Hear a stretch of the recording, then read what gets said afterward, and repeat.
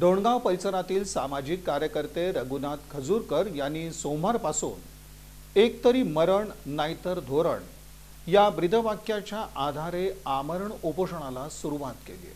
उत्तर सोलापूर तालुक्यातील डोणगाव इथं सामाजिक कार्यकर्ते रघुनाथ खजूरकर यांनी आपल्या विविध मागण्यांसंदर्भात एक तरी मरण नाहीतर धोरण या ब्रीदवाक्याच्या आधारे ग्रामपंचायत कार्यालयासमोर आमरण उपोषणास सुरुवात केली।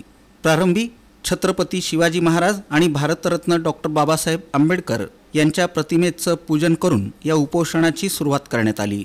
या आमरण उपोषणाला डोणगाव ग्रामस्थांनीही भरभरून प्रतिसाद दिल्याचं दिसून आलं। आमरण उपोषण स्थळी डोणगाव ग्रामस्थांची मोठी गर्दी दिसून आली। या उपोषणासंदर्भात उपोषणकर्ता सामाजिक कार्यकर्ते रघुनाथ खजूरकर यांनी अधिक माहिती इन सोलापूर न्यूज चॅनलशी बोलताना दिली। रघुनाथ निरंजन खजूरकर, मुक्काम डोणगाव, आयरोल, नवी मुंबई।